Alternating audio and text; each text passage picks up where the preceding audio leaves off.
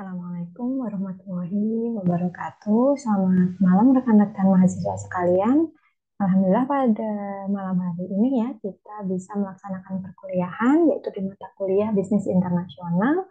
Yaitu pada pertemuan malam hari ini adalah pertemuan terakhir ya untuk perkuliahan atau penyampaian materi. Nah, melanjutkan dari topik-topik pembahasan sebelumnya yang pada beberapa minggu lalu yaitu telah disampaikan oleh Pak Wreda. Beliau adalah praktisi yang mengajar di mata kuliah Bisnis Internasional. Nah, untuk pertemuan kali ini kita akan melanjutkan pembahasan yaitu terkait pemasaran internasional ya, yang beberapa sebelumnya yaitu sudah disampaikan oleh Pak Wreda. Untuk malam hari ini akan saya lanjutkan dengan topik pembahasan yang sama, yaitu terkait pemasaran internasional.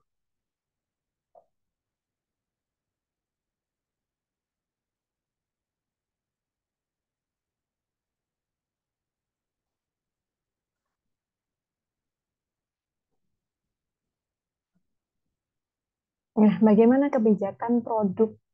Kemarin sudah dibahas terkait dengan marketing mix atau bauran pemasaran, yaitu ada 4P, kemudian berkembang menjadi 7P ya. Nah, untuk saat ini, untuk bauran marketing dalam bisnis internasional itu yang akan kita bahas lebih rinci, yaitu ada 4 bauran pemasaran terkait dengan kebijakan produk, kemudian kebijakan dalam penetapan harga, kemudian yang ketiga bagaimana dalam penetapan saluran distribusi, kemudian yang keempat terkait dengan bagaimana promosi, ya, kebijakan dalam pengambilan promosi. Nah, yang pertama kebijakan produk, bagaimana eh, apa terkait rencana dalam proses produksi menghasilkan produk ataupun jasa dalam skala internasional. Penting bagi perusahaan memiliki kemampuan bersaing secara internasional adalah keberhasilan dalam mengembangkan produk dengan fitur yang tangible maupun intangible yang memenuhi keinginan dan kebutuhan pelanggan di pasar nasional yang beragam.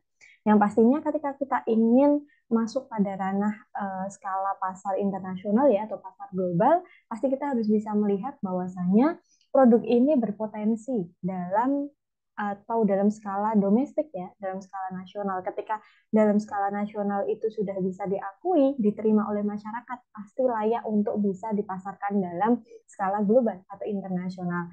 Kita lihat di sini contohnya Toyota ya. Toyota itu dari mana sih? Nah, tapi kenapa di Indonesia itu sangat sudah menjadi hal yang sangat wajar gitu kalau ketika membeli mobil Toyota. Nah, atau mungkin selain itu Honda. Nah, padahal itu bukan merek-merek dari Indonesia gitu ya. Nah, Toyota yang sukses dalam penjualan mobil yang di Eropa, Asia, dan Amerika mencerminkan prestasi yang terkait produk dalam merancang dan memproduksi kendaraan mekanis handal, menawarkan kompetitif jaminan, kemudian membangun sebuah nama merek yang kokoh untuk produk-produknya, menyediakan suku cadang dan perbaikan manual, dan pembiayaan kepada dealer dan pelanggan retail. Nah, jadi Toyota itu asalnya dari mana? Nah, tetapi kenapa bisa sukses entah itu di Eropa, Asia, dan bahkan di Amerika? Ya, itu merupakan wujud bahwasanya produk ini bisa diakui skala internasional. Kenapa? Karena dia tidak hanya menyediakan atau tidak hanya menyediakan pembuatan mobil saja, tetapi terkait dengan maintenance itu juga gitu kan. Nah, kalau mau servis juga di servis resminya Toyota atau di situ bisa menyediakan untuk pembiayaan dalam artian di sini bisa membeli tanpa harus cash, disediakan kredit. Nah, kemudian kita mendengar merek yang lain ya. Mungkin kalau Toyota itu lebih identiknya kendaraan roda 4 ya, atau mobil gitu kan. Nah, tapi kalau untuk Honda, nah ternyata Honda itu dari motor sampai dengan mobil ya, itu lengkap. Nah, dan di situ juga ada servis resminya. Nah, ada dealer resminya. Nah, itulah termasuk bagaimana kebijakan ketika membuat produk itu juga memperkirakan perkiraan maintenance atau bagaimana nanti untuk pemeliharaannya. Nah, tidak hanya sekedar memproduksi. Nah, itu mungkin untuk kendaraan ya. Mungkin kalau yang lain, misalkan elektronik yang lain ya, Panasonic atau mungkin polytron, dan lain sebagainya. Ketika menciptakan peralatan atau menciptakan suatu barang yang di situ membutuhkan pemeliharaan sebisa mungkin agar bisa dikenal oleh masyarakat luas, tidak hanya skala domestik, diusahakan untuk penyiapan bagaimana pemeliharaan barang-barang tersebut. Atau mungkin contoh yang lain, ya, yaitu dalam produk Unilever. Nah, kenapa Unilever itu di Indonesia sangat eh, dikenal gitu ya, padahal itu produk dari mana? Bukan produk dari Indonesia. Nah, tetapi termasuk perusahaan multinasional yang dia memang menyediakan kebutuhan sehari-hari dari sabun, ya, pasta gigi, kemudian shampoo, nah dan lain sebagainya tanpa kita harus membeli dari produk lain itu sudah tersedia. Nah, itu contohnya tentang bagaimana kita bisa menciptakan atau meng-create produk dalam skala internasional. Kemudian bagaimana kebijakan harga dalam pemasaran internasional itu sendiri? Tadi setelah membuat atau memproduksi barangnya atau jasanya, sekarang bagaimana penetapan harganya? Kebijakan harga secara langsung mempengaruhi ukuran pendapatan yang diterima oleh perusahaan. Pasti ya, apa sih yang diinginkan kalau bukan untuk mencari keuntungan gitu ya, mencari laba. Kebijakan ini juga berfungsi sebagai senjata strategis penting dengan memungkinkan perusahaan untuk membentuk lingkungan kompetitif di mana itu melakukan bisnis. Nah, di mana perusahaan domestik dan internasional harus berusaha untuk pengembangan strategi harga yang akan menghasilkan keuntungan operasi, tapi tugas yang dihadapi perusahaan internasional lebih kompleks daripada yang dihadapi perusahaan yang semata-mata domestik. Untuk mulai dengan biaya, perusahaan melakukan bisnis bervariasi pada suatu negara. Kita lihat ya dalam penetapan atau dalam ini ya penentuan harga pasti berkaitan dengan mata uang. Pasti. Nah, di Indonesia misalkan dijual dengan harga 10.000, itu saja sudah bisa dikatakan dengan harga yang standar sampai dengan harga tinggi, ya, harga normal, mungkin kalau untuk kebutuhan sehari-hari. Ya. Nah, ketika kita jual ya di negara lain, ya dalam skala internasional, kita harus bisa menyesuaikan kurs atau mata uang dari negara tersebut. Nah, kira-kira harga 10.000 itu di mata uangkan misalkan dijual di Malaysia gitu ya dengan ringgit Malaysia mungkin sekitar 3,5 sampai 4.000, ya itu apakah bisa masuk, apakah bisa sesuai. Nah, itu harus bisa diprediksi gitu ya. Nah, ataukah mungkin dengan pendapatan masyarakat yang ada di negara tersebut. Nah, itu pasti harus disesuaikan. Jangan sampai penetapan harganya ya walaupun misalkan ini ya apa namanya di Indonesia itu udah termasuk mahal, tetapi ternyata di negara lain belum tentu. Nah, jadi harus bisa mempertimbangkan dari kurs mata uang dan juga pendapatan nasional. Perbedaan dalam biaya transportasi dan tarif menyebabkan harga barang bervariasi menurut negara. Perbedaan dalam praktek distribusi juga mempengaruhi harga final dibayar oleh pelanggan akhir, di mana fluktuasi nilai tukar juga dapat membuat masalah harga. Nah, fluktuasi tadi nilai tukar, kurs, ya, terutama sekarang kurs dolar itu semakin tidak menentu ya. Nah, itu sebagai acuan dalam skala internasional bagaimana agar bisnis skala internasional itu bisa berjalan dengan baik.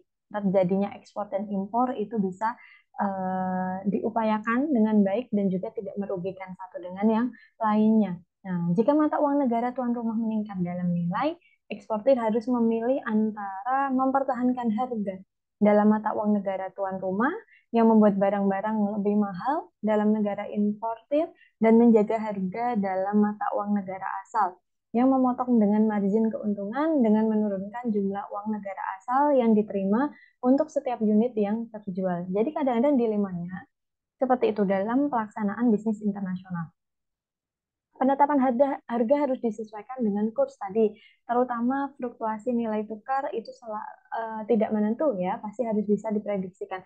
Jadi apakah harga saat ini itu sudah bisa sesuai dengan standar nanti untuk kedepannya. Mana mungkin misalkan nih kita menjual suatu makanan, ibaratnya contohnya mungkin kalau ini ya yang ada di Indonesia itu kan sekarang sudah ada Japanese food, kemudian ada Korean food, misalkan makanan-makanan Jepang ya. misalkan tom yum atau mungkin ramen, ya kan? Kan tidak mungkin itu membeli bahannya itu dari luar atau mungkin langsung dari Jepang, ya. Kalaupun misalkan dari Jepang langsung, pasti juga harus bisa menyesuaikan dengan harganya. Nah, ketika membelinya bahannya itu harganya berapa, dijual di Indonesia dengan harga yang standar, kan nggak mungkin tuh. Misalkan dijual di Indonesia satu ramen gitu ya, harganya 70.000. Belum tentu orang Indonesia akan membeli. Nah, itu harus disesuaikan. Jadi bahan bakunya apakah nanti akan sesuai dengan HPP atau penentuan harga pokoknya itu. Nah, itu teman-teman. Kemudian selanjutnya bagaimana penentuan dalam penetapan harga ini ada tiga pendekatan ya. Yang pertama pendekatan etnosentris, yaitu merupakan cara pandang yang melihat bahwa yang paling baik adalah negaranya sendiri. Jadi yang menjadi acuan itu dari negara sendiri. Sehingga orang yang memiliki cara pandang etnocentric attitude ini akan mempekerjakan orang yang berasal dari negara yang sama dengan dirinya walau dimanapun ia membuka perusahaan. Nah, jadi mencintai ibaratnya mencintai produk lokal, mencintai uh, bisa memberdayakan masyarakat lokal juga ya. Misalkan Indonesia terkenal misalkan apa makanan lokal gudeg gitu ya. Misalkan gudeg yang tadinya aslinya orang Jogja, terus ketika ke Malaysia atau mungkin bisa membuka rumah makan di Malaysia, gudeg lokal, nah, sebisa mungkin itu memberdayakan masyarakat dari Indonesia. Ya, mungkin saudaranya ataukah mungkin orang karyawan kepercayaannya untuk membuka cabang di sana. Jadi tidak merekrut karyawan dari negara asal, tidak, tetapi dari negara mohon maaf, tidak dari negara tuan rumah, tetapi dari asalnya dari mana perusahaan atau produk tersebut.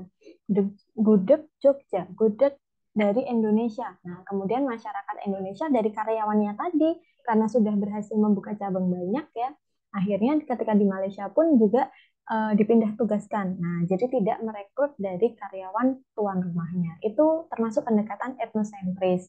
Nah, sebuah perusahaan internasional yang mengikuti pendekatan pemasaran etnosentris akan menggunakan kebijakan harga jual, di mana perusahaan menetapkan satu harga untuk semua penjualan domestik dan harga yang kedua untuk semua penjualan internasional.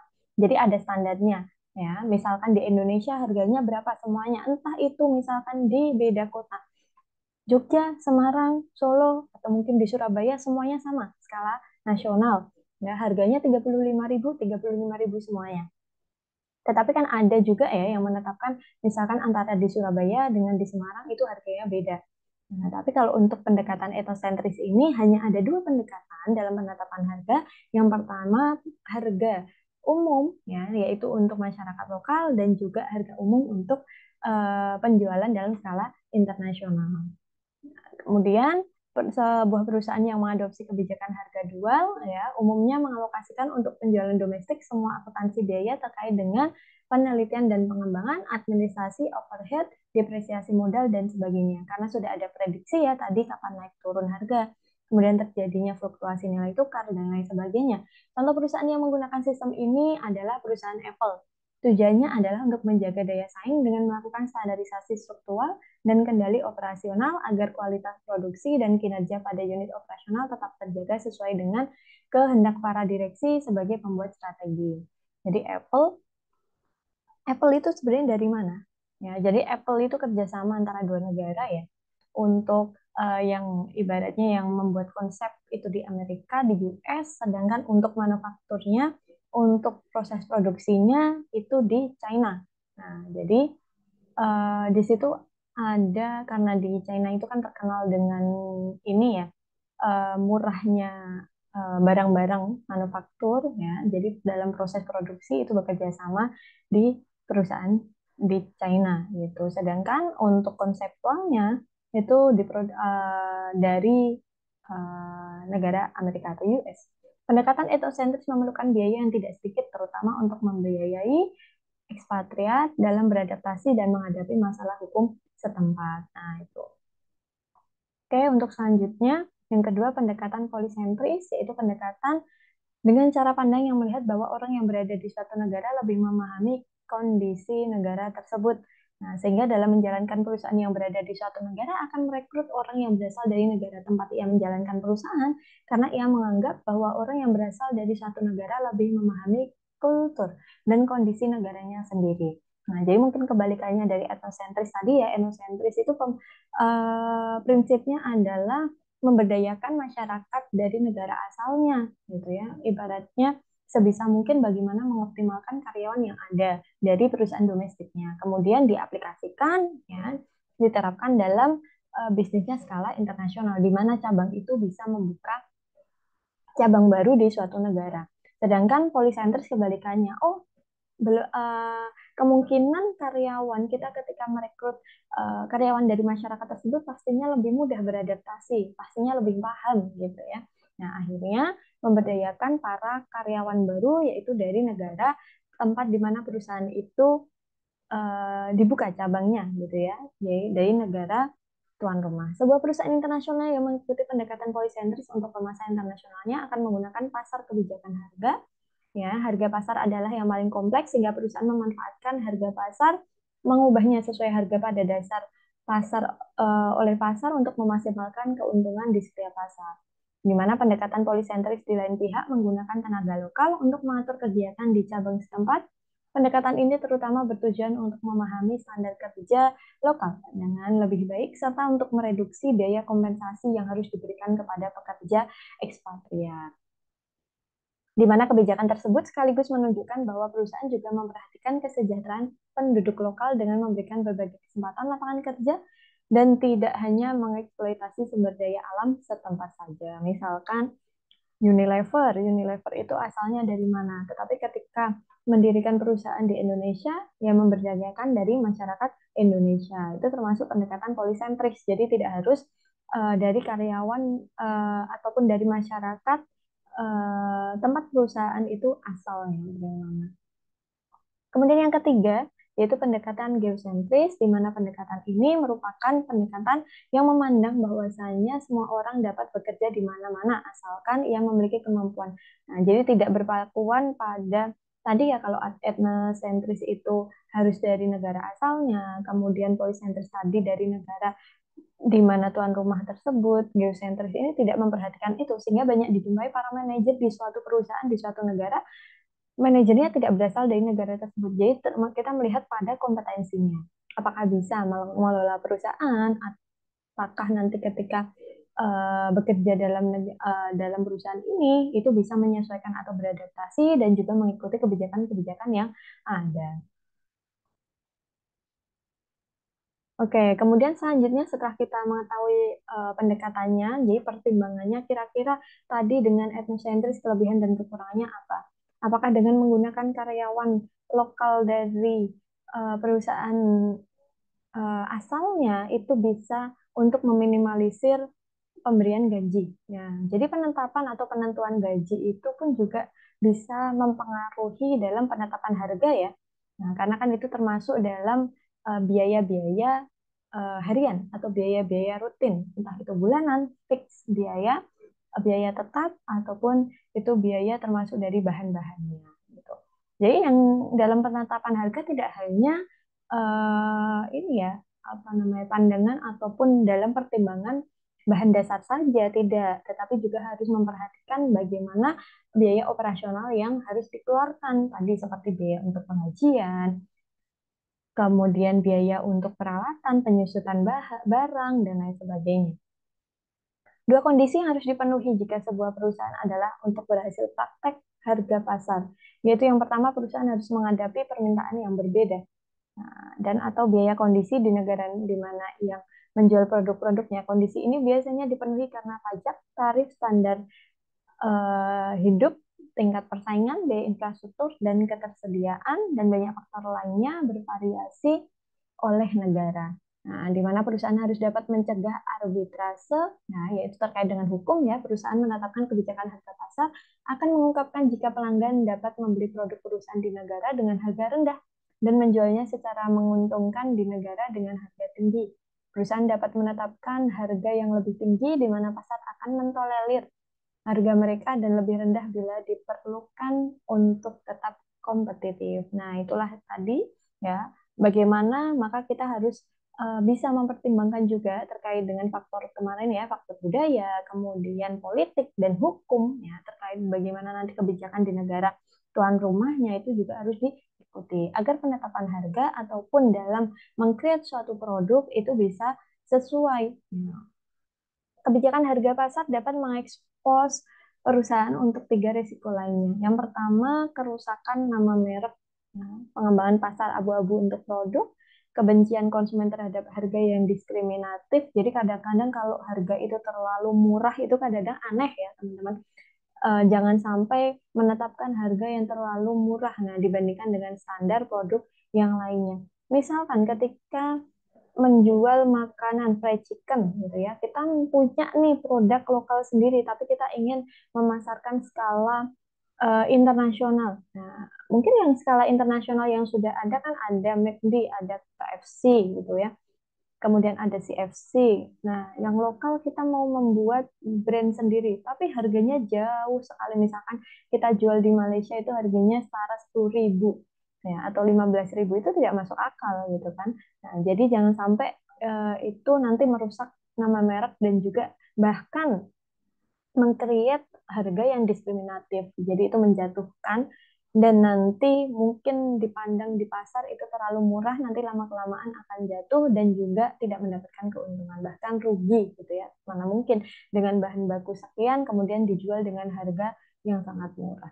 Kemudian kebutuhan perusahaan untuk memastikan bahwa biaya harga di satu pasar tidak merusak citra merek itu dengan hati-hati telah dibina di pasar lain. Kemudian setelah kebijakan tadi dalam penetapan produk, kemudian penetapan harga, sekarang adalah kebijakan dalam promosi. Nah, bagaimana kebijakan promosi dalam pemasaran internasional? Promosi mencakup semua upaya oleh perusahaan internasional untuk meningkatkan keinginan untuk produk-produknya antara pembeli potensial. Karena promosi bergantung pada eh, karena promosi bergantung pada komunikasi dengan pemirsa di negara tuan rumah, maka budaya menjadi perhatian dalam promosi untuk perusahaan internasional menjual produk dan layanan konsumen. Iklan, advertising adalah unsur yang paling penting dalam campuran promosi. Nah, itulah diantaranya kita juga dan terutama terkait dengan promosi ya, bagaimana kita mempromosikan suatu barang ataupun jasa, itu harus kita melihat nih terutama terkait dengan kebijakan politik dan hukum ya, jangan sampai di situ ada unsur saling menjatuhkan, harus melihat etika ya. Misalkan kalau di Amerika itu kan ada ini ya suku ataupun masyarakat kulit hitam, ada kulit putih. Nah, itu tidak boleh di situ ibaratnya kalau di Indonesia itu mengandung unsur sara gitu ya, menjatuhkan terkait dengan ras, kemudian suku, nah, dan lain sebagainya. Misalkan produk ini hanya bisa dipakai oleh masyarakat berkulit putih. Nah, ataupun misalkan produk ini sangat cocok untuk kulit hitam. Nah, akhirnya bisa langsung putih seketika. Nah, dan lain sebagainya itu tidak boleh. Jadi jangan sampai ada unsur-unsur yang bisa merusak kebijakan hukum yang ada gitu. Sebisa mungkin pastinya harus bisa disesuaikan dengan etika bisnis ya. Tidak boleh juga menjatuhkan dengan brand lain dalam produk yang sama dan lain sebagainya. Jadi unsur utamanya, kuncinya adalah iklan. Bagaimana kita bisa mempromosikan produk ataupun jasa yang dijual. Kemudian sebagai sebuah perusahaan yang mengembangkan strategi periklanan harus memperhatikan tiga faktor. Yang pertama, pesan yang ingin disampaikan pasti harus tahu dulu apa sih maksudnya. Sudah membuat iklan ternyata nggak sampai nih, masyarakat masih bingung ketika orang melihat itu ini maksudnya apa, masih bingung. Itu kan kadang-kadang masih ada juga ya iklan yang seperti itu. Kurang bisa mengena ke masyarakat atau konsumen. Jadi orang yang melihat iklan tersebut saja tidak paham gitu ya apa yang diinginkan. Jadi dari perusahaannya.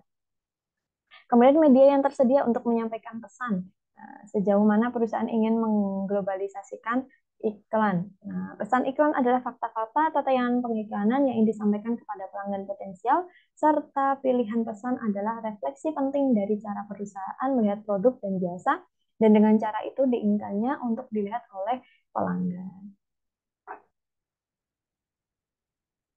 Kemudian selanjutnya setelah promosi tadi ya, di mana promosi itu berkaitan erat dengan pengiklanan ya, terutama sekarang itu serba digital. Selain dengan media televisi, juga bisa menggunakan media sosial ya. Nah, jadi lebih mengurangi bagaimana media cetak. Nah, itu dulu sangat ini ya, sangat berpengaruh, tapi sekarang yang paling berperan itu adalah bagaimana bisa mengiklankan suatu produk, ya, kemudian di situ sangat cepat sekali diakses oleh masyarakat. Selanjutnya kebijakan distribusi, ya, dalam saluran distribusi ini, di mana distribusi adalah proses mendapatkan produk dan layanan dari perusahaan ke tangan pelanggan. Bagaimana proses produksinya? Ya, ketika di suatu negara ya dalam perdagangan domestik itu saja pasti kadang-kadang yang menghambat laju atau mobilitas sampainya produk kepada pelanggan itu karena proses distribusi ya teman-teman. Nah, terutama dalam skala internasional kita harus bisa mempertimbangkan kira-kira waktu dan juga jarak itu apakah bisa sesuai dengan permintaan dari para konsumen di mana sebuah perusahaan internasional menghadapi dua set penting masalah dalam distribusi. Yang pertama, secara fisik, mengangkut barang dan jasanya dari mana mereka diciptakan untuk berbagai pasar di mana mereka untuk dijual. Nah, jadi ini adalah jaraknya ya. Kemudian membeli sarana yang digunakan untuk barang-barang di pasar untuk melayani para konsumen. Dia harus bisa, kira-kira barang ini akan sampai kepada konsumen dalam keadaan masih full, tidak ada cacat dan lain sebagainya, tetapi waktunya pun juga harus sesuai. Nah, itu yang menjadi PR. Nah, maka manajer distribusi perusahaan internasional harus mengatasi masalah yang paling jelas adalah pemilihan moda transportasi untuk pengiriman barang perusahaan dari titik asal mereka ke tujuan mereka. Pilihan ini memerlukan trade-off yang jelas antara waktu dan uang.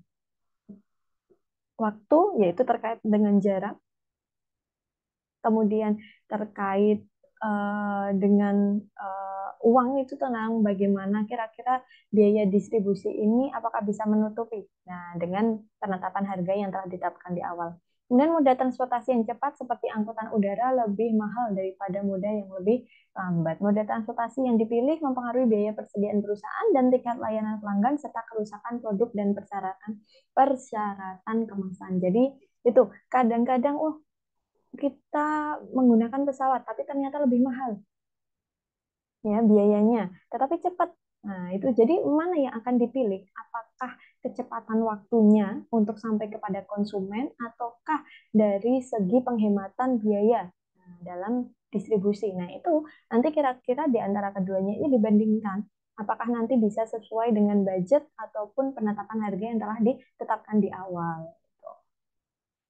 Maka inovasi saluran dalam distribusi internasional itu terdapat 4 acuan yang harus dirumuskan ya untuk mencapai inovasi yang diinginkan. Inovasi hanya terjadi dalam sistem yang telah berkembang amat canggih. Pada umumnya, agen saluran dalam distribusi yang kurang berkembang akan mengadaptasi perkembangan yang telah dicoba dan diuji dalam sistem yang berkembang lebih canggih. Kemampuan suatu sistem untuk mengadaptasi inovasi dengan sukses berkaitan langsung dengan tingkat perkembangan ekonomi. Ya, pasti. Kalau lingkungan ekonomi menguntungkan perubahan, proses adaptasi mungkin tidak terhambat ya. Jadi sangat cepat. Misalkan, saat ini kita membutuhkan yaitu kecepatan waktunya. Ya, kecepatan waktunya. Kadang para konsumen itu mau uh, membayar dengan harga lebih, yang penting cepat sampai. Nah, ibaratnya seperti itu. Proses adaptasi dapat dipercepat dengan tindakan agresif dari perusahaan masing-masing. Nah, sehingga ya bagaimana agar saluran distribusi dapat terdiri dari 4 bagian dasar. Yang pertama, ya, produsen yang menciptakan produk atau layanan, grosir yang membeli produk dan jasa dari produsen, dan kemudian menjual kembali mereka untuk pengecer. Pengecer yang membeli dari grosir dan kemudian menjual ke para pelanggan. Ya, sebenarnya pelanggan yang membeli produk atau jasa untuk konsumsi akhir. Nah, jadi ini dalam proses distribusi. Nah, kemudian untuk saluran bisnis internasional, ya pastinya ini bagaimana agar konsep, ya misalkan kalau dalam pasar domestik itu kan ada namanya grosir. Kemudian ada pengecer. Nah, apakah dalam skala internasional itu sama juga? Nah, sama, ya, tetapi itu konsepnya lebih besar pastinya. Nah, misalkan grosir itu berarti kita bekerja sama dengan para toko retail ataupun perusahaan yang lebih kecil dari perusahaan kita. Nah, kemudian pengecer. Nah, pengecer atau mungkin sekarang itu sudah bisa dikatakan menjadi reseller atau dropshipper, itu juga bisa menjadi pusat inovasi dalam saluran distribusi sehingga produk kita itu bisa sampai ke pasar itu dengan cepat.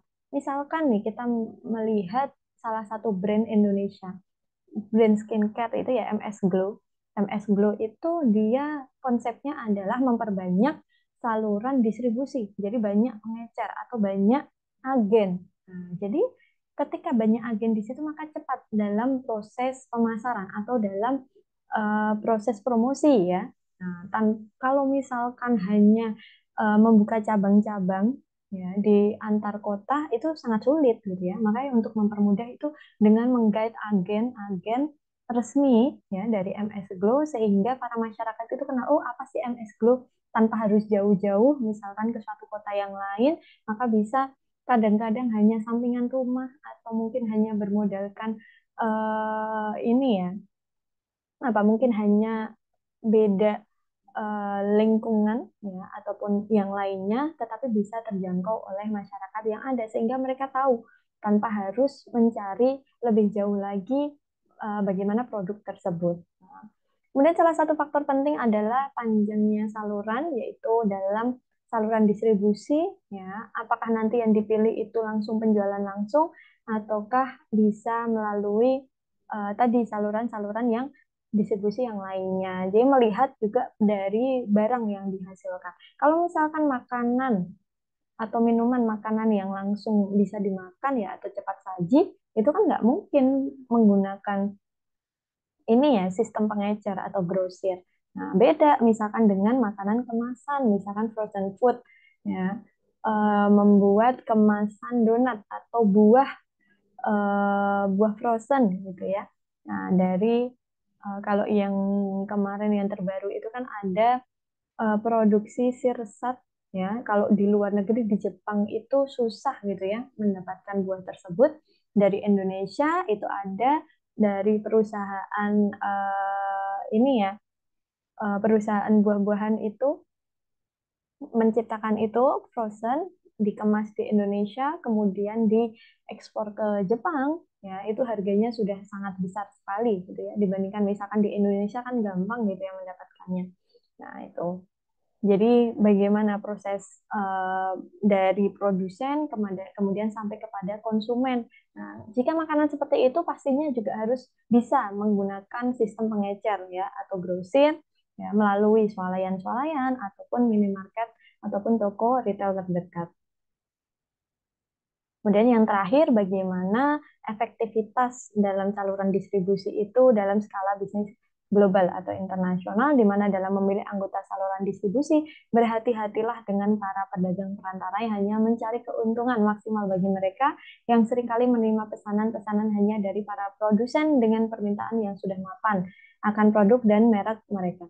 Salah satu kerangka yang terbukti efektif untuk menganalisis situasi ini adalah kerangka 5C ada coverage, ada karakter, continuity, kemudian kontrol, dan juga cost.